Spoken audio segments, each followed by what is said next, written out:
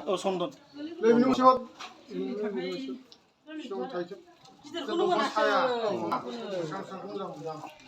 선돈 दंफांखौ दिनैसिम नुबायना मोजांनो इउटुबारा नांथ'ला दे मालायफोर गायनायखौ मोजां नायनोसै आं देरलांबाय था औ नंगौ दा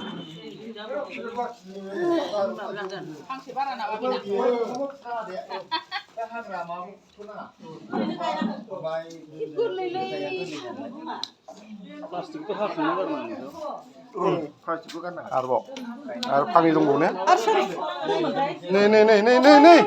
बाजै नैलै नै जायगा गोदना सेरथेनाङा गोदना सेरथेनाङा गोदना सेरथेनाङा गोदना सेरथेनाङा प्लास्टिकखौ होनानै गायनाङा आरो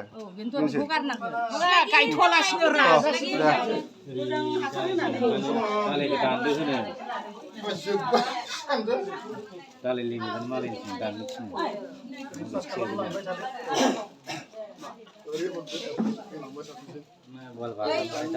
गिदिर जाबाय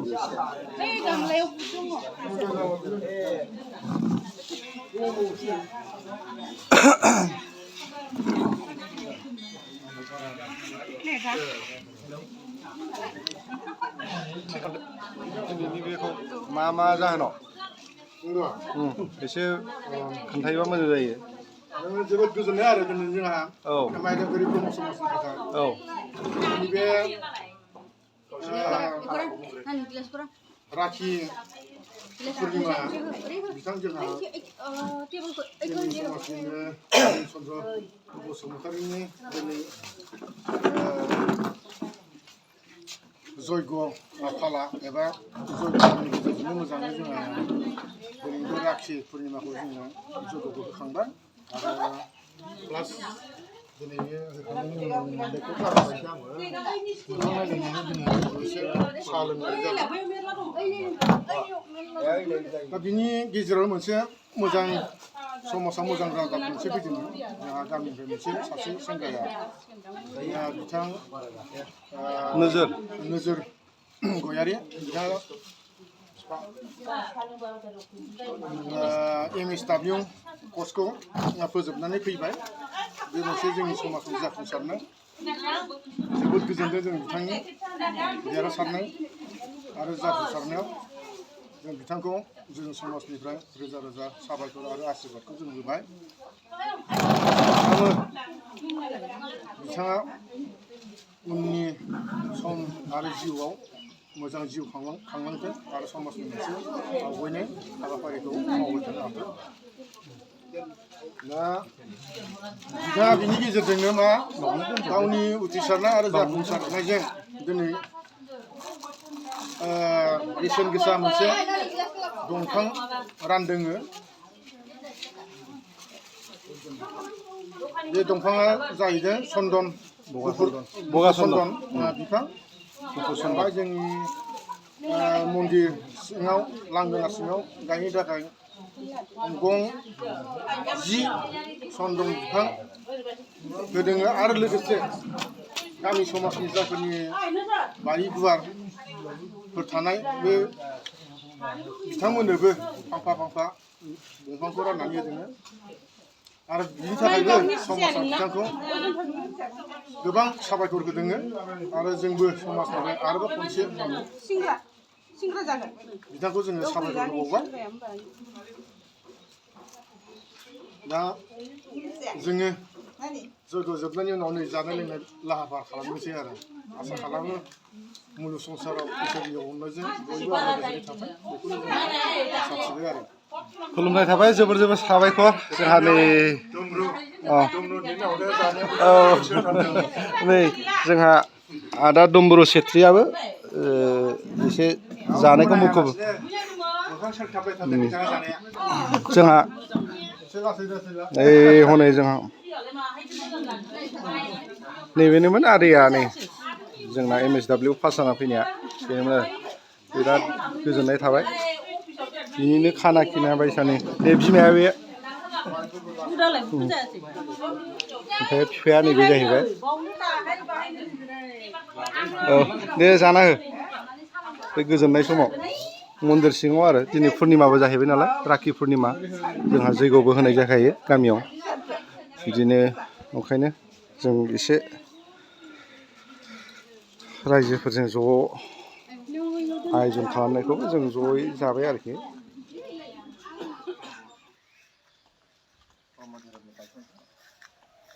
बे 1 सेप्तेम्बर गोथार सानाव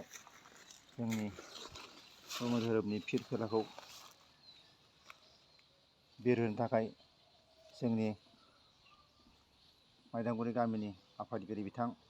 नगेन्द्र गगोइखौबो आङो खावलायनाय जाबाय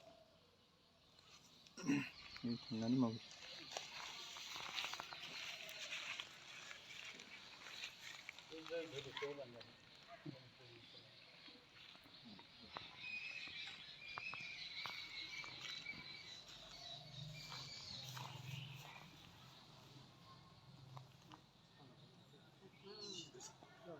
गोबाव गोथार आरो एसेबाव दे जाबाय दे जाबाय दे ओरै सोमावना हो दे सोमावना हो एसे सोमावना हो सुगार जाया दे जागोन दे सोमावना हो दे ओम पूर्ण परब्रह्म ज्योति स्वरूपनि जय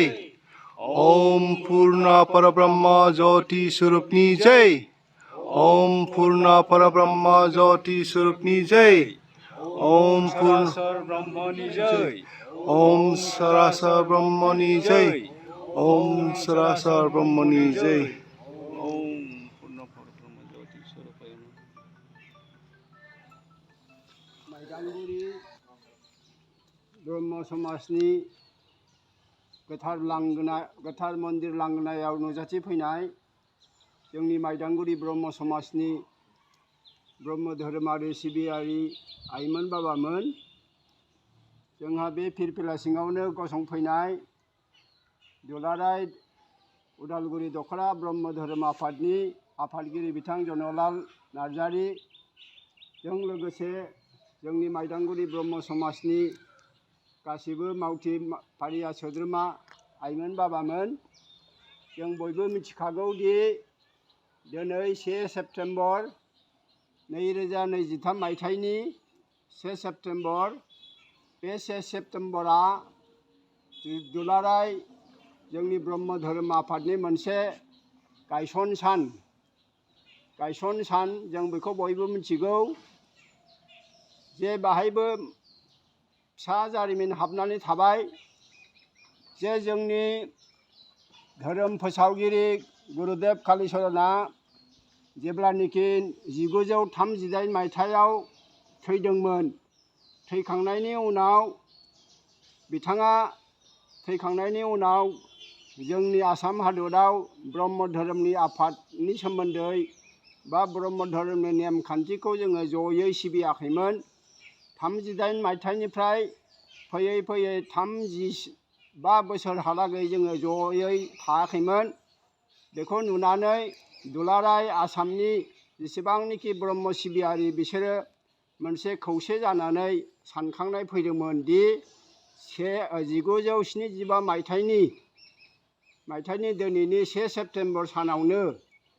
आथिखालाव गुवाहाटीयाव थानाय ट्राइबेल रेस्ट हाउस बे ट्राइबेल रेस्ट हाउसआव माखासे सिबियारि भक्तफ्रा ज' जादोंमोन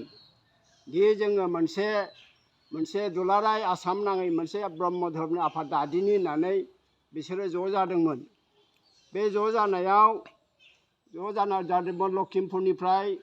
गुवाहाटीनिफ्राय गवालपारानिफ्राय कार्बि आंलंनिफ्राय क'क्राझारनिफ्राय मुसलपुरनिफ्राय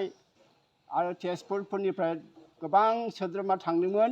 जे जोङो मोनसे दुलाराय ब्रह्म धोरोम आफाद दादिनि होननानै बेयावनो थिग 1 तारिखनि सेप्तेम्बर दाननि 1 तारिखआव 10टा बाजियाव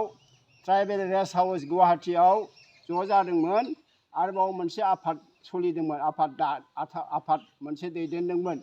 दैदेनगिरिनि मुङा जाबाय मा बै समनि ट्राइबेल मन्त्रि उत्तम चन्द्र ब्रह्ममोन 1975आव बे उत्तम चन्द्र ब्रह्म मन्त्रिनि आफाद दैदेननायाव जे बाव सावरायबाय जे जोङो ब्रह्म धोरोम सिबियारिफ्रा जोङो खौसे जादिनि एखे नेमै जोङो समाज नेमखौ फालिदिनि आरो जोङो बोसोरे मा खालामदिनि जोङो माखासे बोसोरारि जथुम्मा फाथिदिनि बायदिसिना मोनब्रै मोनबा थांखिजों बिसोरो मोनसे आफाद दादों आरो बे आफादनि मुंखौ नाम दोनदों दुलाराय ब्रह्म धोरोम आफाद होननानै बुंदोंमोन नाथाय उनाव मा जादों सदौ असम ब्रह्म परिचालना कमिटिसो जादों आरो बे आफादनि नामा सदौ आसाम ब्रह्म धोरोम परिचालना कमिटि मुङै बे आफादखौ गायसनजादोंमोन बे आफादनि बेयाव मोनसे प्रस्ताब लाबोबाय जे आफादगिरिखौ सोरखौ फाथिनो नेहाथारिखौ सोरखौ फाथिनो बिदि आल'सना खालामलायनानै रां भान्दारिखौ सोरखौ फाथिनो होननानै जोङो जारिमिनाव नुदों जे आफादगिरि हिसाबै माबा जाबाय जादब ब्रह्म दैमारि होननाय सासे धेमाजिनि बेखौ आफादगिरि होदोंमोन आफादगिरि महरै जादब चन्द्र ब्रह्म दैमारि बे धेमाजिनि लोगो आफादगिरिखौ गवालपारानि रबिराम ब्रह्मखौ होदोंमोन आरो बे समावनो जेनेरेल सेक्रेटारि एबा नेहाथारिखौ लखिमपुरनि जों मिथिबाय थानाय जाहा जगेश्वर बाबा बेखौबो नेहाथारि होदोंमोन आरो लोगो नेहाथारिखौ होदोंमोन बेबो गवालपारानिनो उद्धब चन्द्र बसुमतारी आरो रां भान्दारि हिसाबै मिकिर पाहार बे समाव मिकिर पाहारसोमोन कार्बि आंलंनि सासे लक्षन चन्द्र ब्रह्म बसुमतारी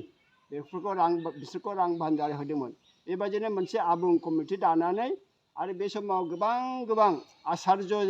मोनलायनाय शशि महन ब्रह्म देवानगिरि ब्रह्मचारी आचार्य नाम मोनलायनाय गोबां आचार्यफ्रा बे माबायाव आफादाव नुजाथिहैदोंमोन नाथाय बे समाव जोंनि उदालगुरि बा रौतानिफ्राय सासेबो सोद्रोमा सहैयाखै आं मैया सासे गोजाम माबानाव भक्त सिबियारिनाव सोंहरदोंमोन बे समाव उदालगुरिनिफ्राय रावबो नुजाहैयाखै नामा गैया उदालगुरिनिफ्राय नुजाहैयाखै तेजपुरनिफ्राय हले नुजाहैदों लखिमपुर धेमाजि बेफोरनिफ्राय नुजाहैदोंमोन जोंनि उदालगुरिनिफ्राय गैयामोन बेबायदिनो बिनि उनाव बे खौसेथि जानांगौ धोरोमनि नेमखान्थिया समाजखान्थिनि नेमखौ लिरनांगौ बोसोरारि जथुम जानांगौ बायदिसिना होननानै बाहाय प्रस्ताब लादों उनाव 1976 मायथाइयावसो बेखौ मुसलपुरनि माबायाव अधिवेशनाव 22-24 फेब्रुवारि दाननि 22-24 मुसलपुराव बोसोरारि जथुमाव बेखौ चार्ज होनानै बे 1976निफ्रायसो दुलाराय ब्रह्म धोरोम आफाद सदौ अहम ब्रह्म परिचालना कमिटि होननानै मोनसे आबुं आफाद मोनदों जोङो दायो बिनि माबाया सदर जायगाया एबा मावखुलिया हिरिम्बापुरनि मा जायगा खारघुलिनि हिरिम्बापुरनि मोनसे जयगशालि दङ बे मन्दिराव जोङो बिसोर मन्दिरखौ मावखुलिखौ अफिसखौ बानायना लादों आरो बे समनिफ्रायनो जोङो गथै दुलाराय आसामाव ब्रह्म सिबियारिफोरा ज' जानायनि मोनसे मौका मोनदों बेनिखायनो बिथांमोनहा जुदि बे आफादखौ दायामोनब्ला दासिमबो जों उन जानानै थागौमोन 1975नि 1 सेप्तेम्बरा बेनिखायनो जोंनि थाखाय मोनसे सिबिजाथावना मख'जाथावना आरो जों मोनसे गोथार फिरफिलानि सिङाव थाथावना मोनसे दिन जानानै थाबाय जोंबो मिथिखागौ जोंनि फिरफिलाया ओमकार लिरनानै जोङो ओमखौनो इसोरनि गोदै मुं हिसाबै खालामो आरो बे ओमकारखौ लानानै बेखौ गेरुवा गाब जोंनि जिथुनिखि त्याग आरो साहस गेरुवा गाबनि ओंथिया जाबाय मा त्याग नागारनाय गावखौ जिउखौ नागारनाय इसोरनि सोमोन्दै नागारनाय सुबुंनि समाजनि थाखाय नागारनाय गावखौ त्याग खालामनानै बैरागि जानानै आरो साहस खालामनानै जोङो समाजखौ गोख्रोङै नेमखान्थिजों लाखिनाय बेनो जोंनि थांखि जोबथारनायाव आङो जिखिनि बाहाय जोंनि समाजनि सिबियारिफोर नुजाफैदों बिसोरखौ गासैखौबो साबायखर होनानै आंनि बे सुंद' बिबुंथिखौ एसेयावनो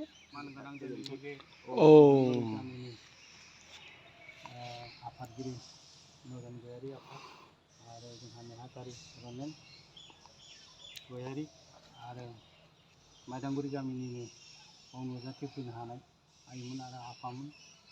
जिखिनि बुंनांगौ बे 1 सेप्तेम्बर खालि फिरफिला बिरहोनायनि सोमोन्दै बिथां गयारियानो बुंखाजोब्बाय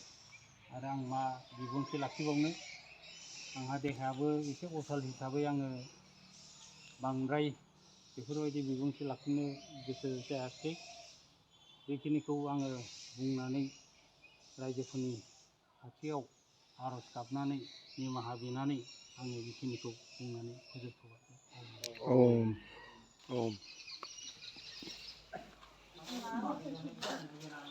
थालिर गाहाय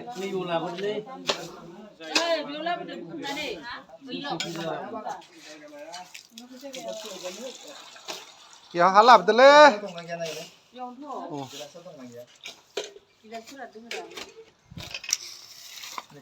मा बिफां जाखो बियो निम ने बेयाव एसे सापर्टार होनांगोन दां माथो सापर्टार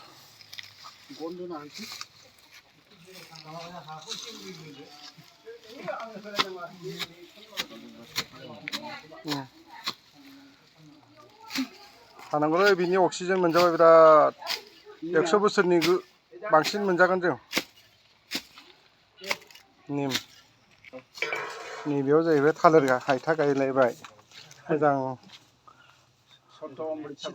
सत अमृत सागर जिन्दगिनि थाखाय थाथोंसै मन्दिरावबो मोनजाबाय थागोन जोंबो मोनजागोन बयनिबो थाखाय मोनजाजोबगोन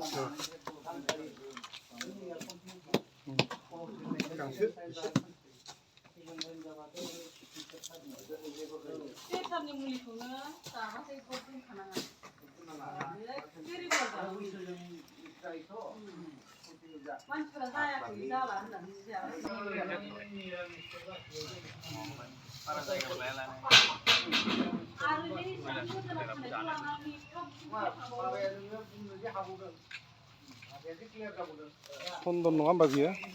सन्दनखौबो बोरैबा नामाथ' बिराद मोजांलै बेजोंनो माहाजोन जायो माथो अनेक फिल्म दंथ' सन्दन बिफांनिनो लाल सन्दनासो जिखुनु जाया सन्दनथ' ओइ हनै खानस्रिया बिराद हासार दंलै बारा माबा होनांला जासिगोनबो बियो जासिगोनबो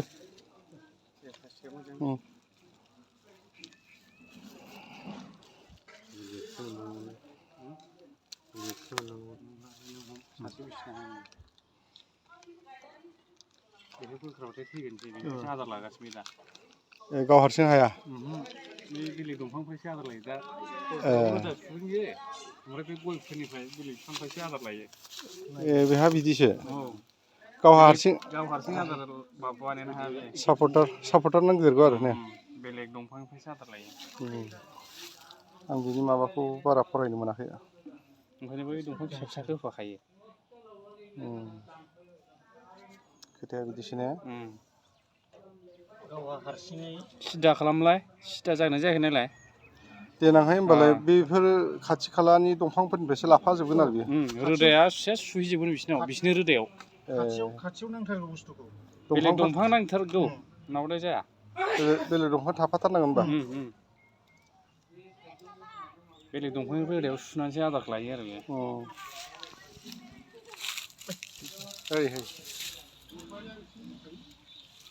एसे देरबा गन थुनानै खाना होनोसै र'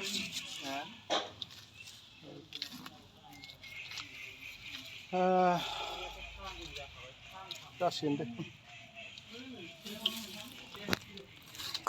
सन्दन गायग्राफ्रा नैबिसोरनो जाहैबाय मेम'रि थाथोंसै जिबनाव गायदोंमोन सोरबा समफ्रामबो होनो सफारि